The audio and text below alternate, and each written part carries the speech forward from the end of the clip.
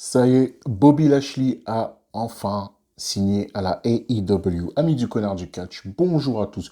Petite vidéo vite fait, comme d'habitude. On fait des réactions de ce qui se passe à la AEW, WWE, d'autres fédérations. S'il y a des choses bien chaudes qui sont arrivées. Et la nuit dernière, on a eu Frightening Night AEW, édition spéciale Halloween.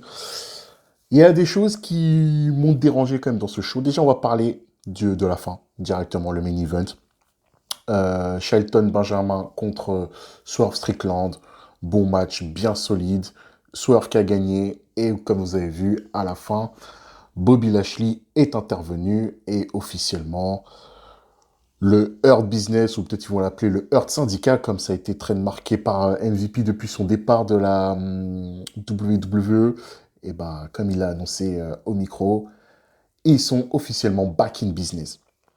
Déjà, c'est la première chose, pas qui me dérange, mais qui m'interroge. Pourquoi? Parce que moi, j'ai un gros doute. Est-ce que vraiment le Hurt Syndicat va pouvoir s'imposer et va pouvoir être AEWsable, comme je pourrais le dire? Est-ce que ça pourrait être, comment on dit déjà? Est-ce que ça pourrait être compatible, voilà, compatible avec la AEW? Parce que, on va pas se mentir, le Hurt Business, ça restera, quoi qu'il arrive, toujours dans notre tête très marqué de WWE.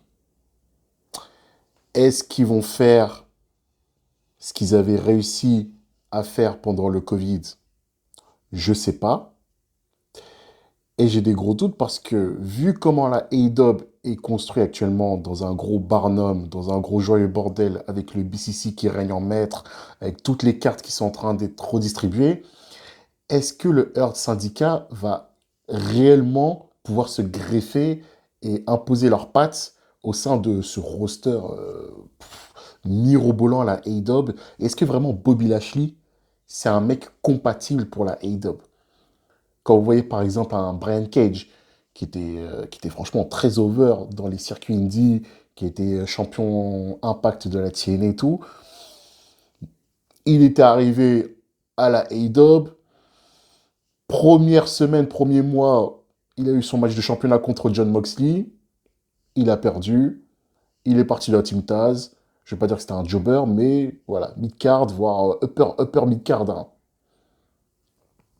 Est-ce que Bobby Lashley va être construit quand même au niveau du main event, sachant que là, le main event, on va dire qu'il est occupé par John Moxley, et on se dirige vraiment sur la construction de Orange Cassidy et Darby Allin pour la ceinture mondiale. Donc voilà, première chose. Ensuite, deuxième chose, Adam Cole. Adam Cole, son match contre Buddy Matthews, imaginez. Je... c'était un match sympa, mais jouer avec la blessure... Oui, ouais, ce que je veux dire, jouer avec la blessure qu'a eu Adam Cole, ça l'a pas... Ça l'a rendu faible dès son retour, en fait. Le drama de oh, je suis blessé, j'ai eu peut-être quasiment j'ai failli refaire la même blessure que j'ai eu il y a un an et tout. Je vais partir au vestiaire, Buddy qui prend le micro, ouais, t'es juste un lâche et tout, et genre comme par magie, ah, vas-y, je suis un lâche, vas-y. Ça c'est un peu les clichés du cash quand même parfois. Et au final, Adam Cole qui a battu Buddy Matthews. Buddy Matthews, quand tu le vois quand même, c'est vrai, le mec il est caisse.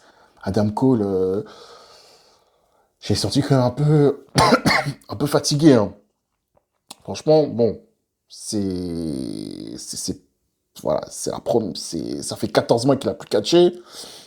Le bonhomme, quand même, au niveau du cardio, c'était chaud quand même, hein, c'était chaud. Et il y a un certain frontière qui va pas se gêner de le tailler.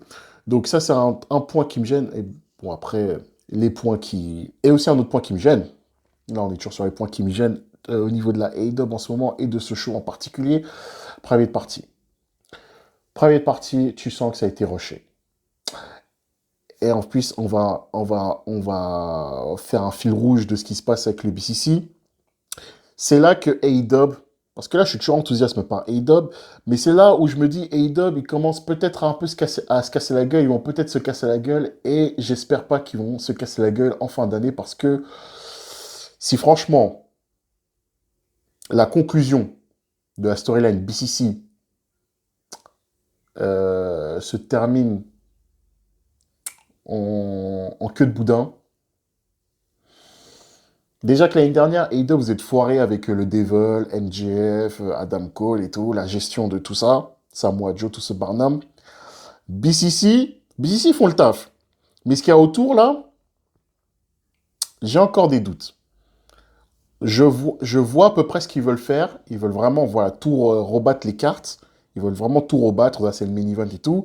Mais là, c'est un vrai Barnum. Parce que là, Private Party sont devenus champions par équipe. La stipulation, c'est que s'ils perdaient, ils splittaient. On savait qu'ils n'avaient pas splitté.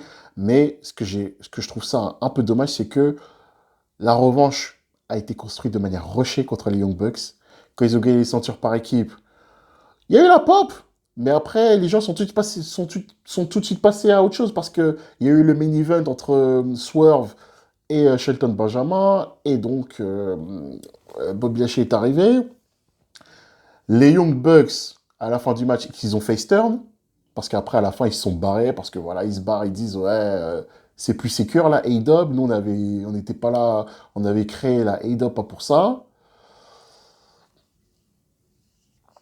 Ouais, c'est compliqué, A-Dub, c'est compliqué, et il faut s'accrocher à regarder, mais voilà. On garde toujours l'enthousiasme, mais les gars, je vois où vous voulez en venir, mais je sens que vous, peut-être là, vous pataugez et vous êtes en train de vous perdre dans le labyrinthe. Et en plus, je le crie haut et fort à chaque fois que World's End, en fin d'année, on ne sera pas prêt, le dernier plus perdu de l'année. J'espère qu'on ne sera pas prêt de manière positive, pas négative, comme l'année dernière. Voilà ce que j'avais à dire sur ce A-Dub Frightening Night. Et bien sûr, Chris Statlander qui a battu Camille. Donc on se dirige vers un Camille contre Mercedes Moné pour le titre TBS. Et chose que j'ai bien aimé aussi, c'est le promo package de Anna Jay. Voilà comment on construit une bonne division féminine depuis quelques années. Et Anna Jay, sa construction, franchement, quand tu vois son clip là, la meuf c'était une espèce de magicienne, jobbeuse, et là, le globe qui est là. Voilà. Voilà ce que j'avais à dire sur ce A-Dub Frightening Night. Dites-moi ce que vous pensez de l'arrivée du Hurt Business. Est-ce que vous êtes hype?